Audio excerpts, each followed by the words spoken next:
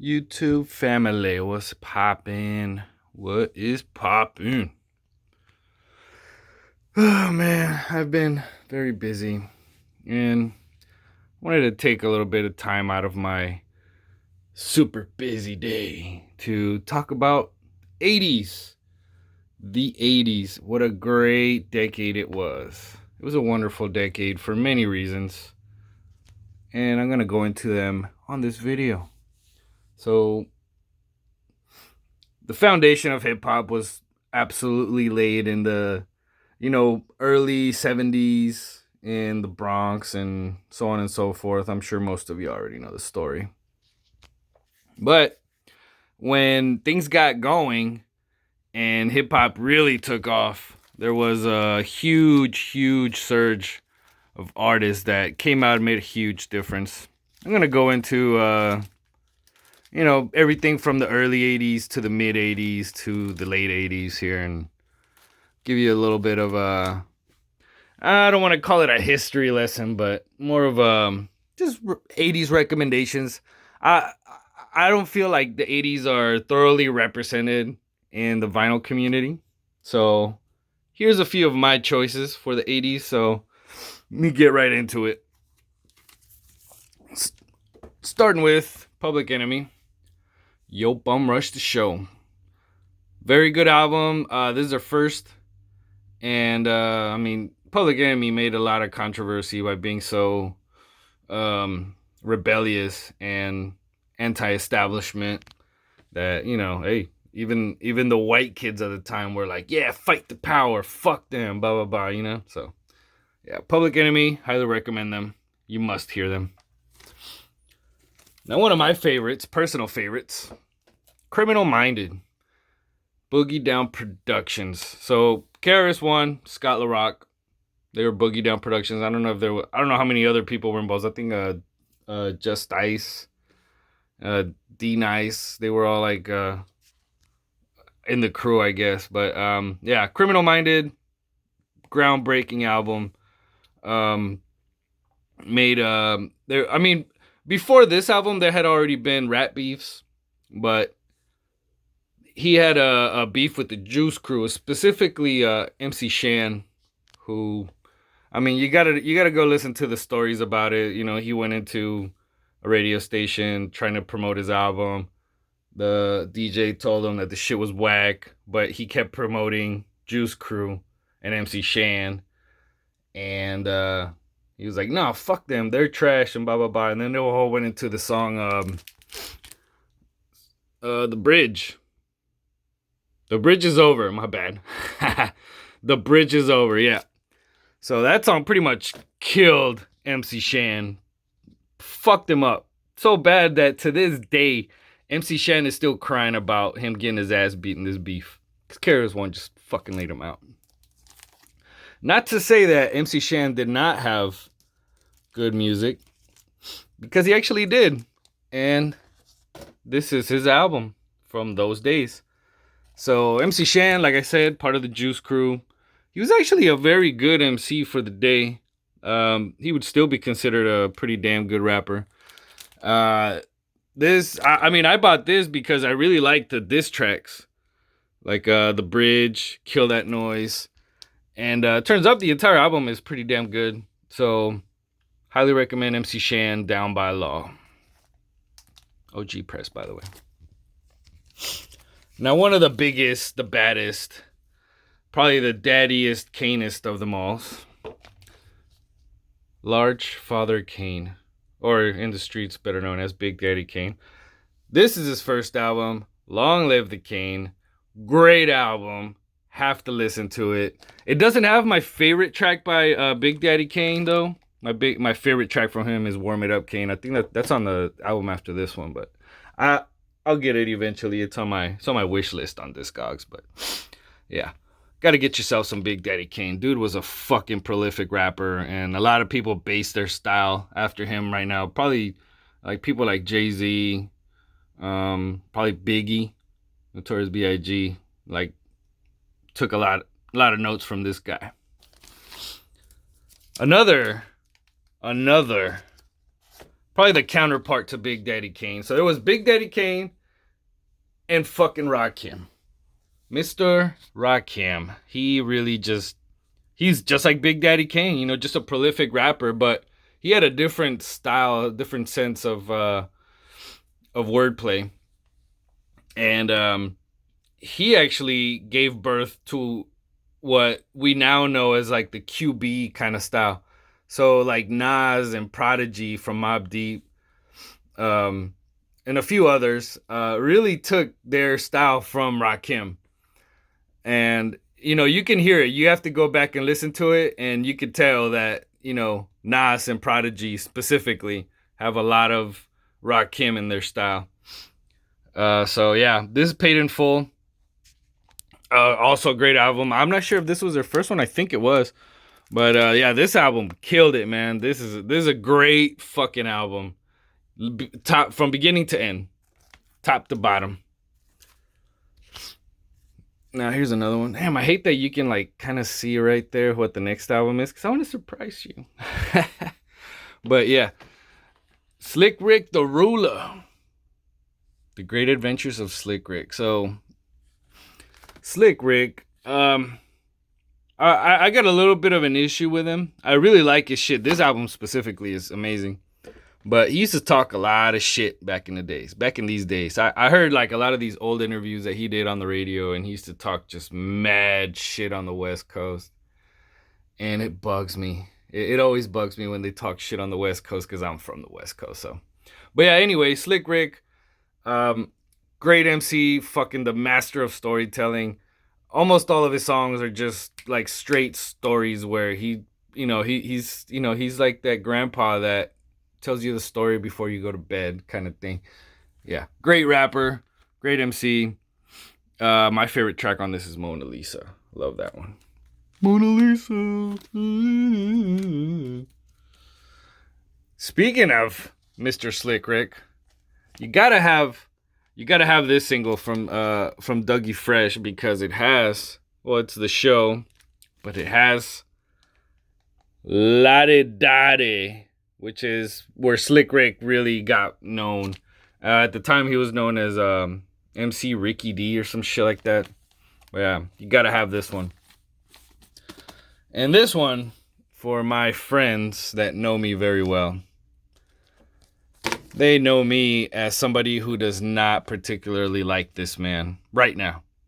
However, I love the Fresh Prince. I don't like this guy. I don't like him now. Like, I stopped liking him in the mid-90s, but I like the Fresh Prince. The Fresh Prince was a fun kid to be around, basically. Like, his music is just fucking fun-loving and cool. And, yeah, Jesse Jeff. Yeah, this album specifically has a lot of his big songs. Like the Nightmare on Elm Street, Parents Just Don't Understand. Great album too. Like, it's I remember when the first time I listened to the entire album, I felt like it was like 5 hours long. But yeah, it's a great album. Good listen. Yeah. So go cop this one. It's a good one. Now, the grandfather, the great grandfather of all hip hop tracks, because before this one, I mean, there was other rappers, but there wasn't anything before Rapper's Delight. At least not on the radio, not outside of New York. So you would never ever hear New York before. You would never hear rappers outside of New York before Rapper's Delight. This is the one that just shot hip hop into the limelight. I mean, shit, what can I really say about Rapper's Delight? I mean, it's the grandfather of all music. You know, in my eyes, because I don't fucking care about anything else but hip-hop. To me, there was nothing else other than hip-hop. In any case, Rapper's Delight, this right here is a single, and it has both long and short versions. Shit, the long version is damn near 15 minutes long, and I dare you to listen through that whole shit. Like, the last of it is just, like, rambling and bullshit. Like, they're barely even rapping. Just sounds like they're at a party and people are just fucking having fun. So, this one came out the same year I was born. Grandmaster Flash and the Furious 5. This is special because it has they're the one of the greatest songs of all time, The Message. And if you've never heard The Message, you feel bad for you. But yeah, need to hear this one. This is now I'm not 100% sure, but I think this is an original 1982 pressing. And I say that mostly because the record is really old looking. I could be wrong, but I mean it's in awesome condition. It's one of the best mastered albums that I have. It has an extremely great sound, but yeah, Grandmaster Flash, Furious 5, fucking Melly Mel was probably the best MC of that day, of that era. Him and probably Grandmaster Caz, who, got his rhyme stolen by Big Bang Hank. And, I didn't bring that up on the Rapper's Delight, but yeah. So let me get into that just for a second. So my issue with this song, it is the grandfather of hip hop. I'm not gonna lie there. That's what it is. Not taking that away from the song. However, Big Bang Hank stole his shit from Grandmaster Caz. That whole rhyme about I'm the CAS and the whole Casanova shit. He fucking stole that from Grandmaster Caz. I really, that bugs me as much as it bugs Grandmaster Caz. Like I've heard him talk about it recently, and he's pissed off. He's still pissed off about it because that's millions of dollars he lost out on. But it is what it is.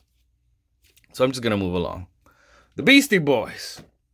Beastie Boys, License to Ill, great album. First real white boys to rap. I mean, the first white person that I can recall that, had a rap on wax, like it was something that you would hear, was Debbie Harry from the group Blondie, and it's a female. Yeah, so yeah, she did a song with Grandmaster Flash, and where she actually rapped, and that's probably the first white person I can go back and say that's the first one. But the Beastie Boys were the first ones to do it big.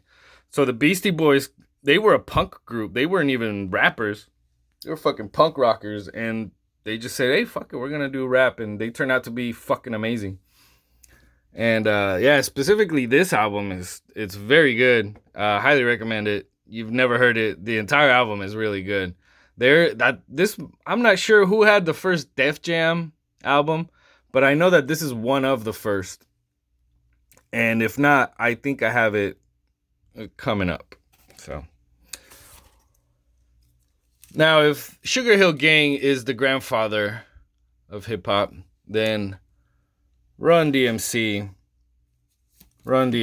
are the fathers. You know what I mean? Before Run DMC, shit. What was there before them, really? There really wasn't a whole hell of a lot. They were innovative, with their fashion and everything. They changed the game completely. Before them, everybody dressed in like these crazy ass outfits, but Run DMC just came out in my Adidas. They had my Adidas. Oh my God, I wear Adidas exclusively to this day because of Run DMC. So that's how much of an influence they have on me. I fucking love Run DMC.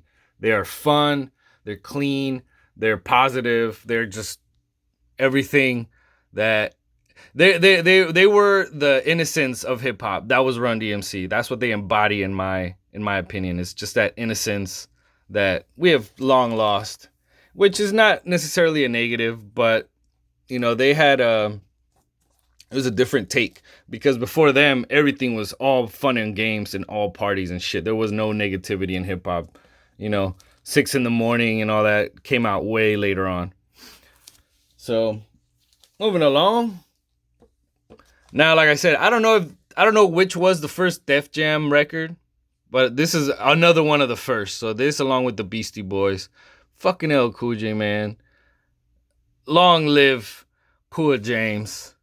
That's what it means to me, even though it does mean ladies love Cool James. But anyway, so Radio, man, this fucking album, like, it's the embodiment of mid-'80s hip-hop. Like, this right here, this is what 80s hip-hop is all about. This fucking record. So along with Run DMC, LL Cool J just killed it. Like, Run DMC were the best group. LL Cool J was the best solo. And shit, Go peep this album. Fucking Radio. It's awesome. So I'm gonna, shift gears from the East Coast in New York to the West Coast. So you had Ice-T, of course. You had Too Short, but at the time they weren't really making it big. And the ones that put the West Coast on the map was NWA. NWA, who I say is the greatest group of all time. All time. And it's just this album that makes it so. I mean, they had the For Life album. They had 100 Miles and Running. Who cares? This is the one. This is the one album that cemented them as the greatest group of all time, because this is the only time that they were at full strength. Because after this, there was no more Ice Cube, and without Ice Cube, NWA lost a fucking lot. Okay. However, you could say, yeah, what, Ice Cube killed him on No Vaseline. Yeah, he kind of did. He kind of did. But yeah, Straight Outta Compton. This is one of my favorite albums of all time. They had to make a movie out of it. That's how great it is. But yeah, Straight Outta Compton. Oh my God, this is one of the closest albums to my heart. 1988. So this is like late 80s. And yeah, this is, oh my God, I love this album. It's hard to say. It's hard to explain why I love it so much. But yeah, I mean, you have to hear it. The beats that Dr. Dre was producing at this time. I mean, I was a tiny little kid at the time, so I wouldn't, be able to say, oh, it felt like this at the time. No, I got into it more late in the, in the mid 90s. That's when I got into NWA. And but yeah, this is a fucking life changer for me. NWA, Straight Outta Compton. And and you can't have Eazy-E without NWA. I mean, fuck, Easy Does It is an amazing record too. This particular pressing though, I'm thinking it's the original recordings, because it's missing a couple of songs like 8 Ball and I forget what other ones. But yeah, it doesn't have 8 Ball. That one was on Straight Outta Compton, but not the original. It was like on the CD. Anyways, doesn't matter.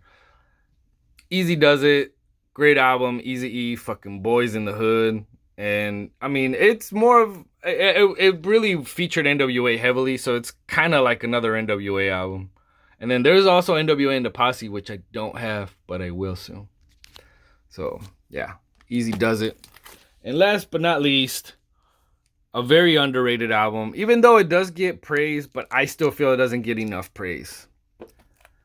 No One Can Do It Better, DOC. Mr. DOC. Also, he wasn't in NWA. He was just like another Ruthless artist, right? So, he was label mates. So, but yeah, DOC, probably the best rapper of his day.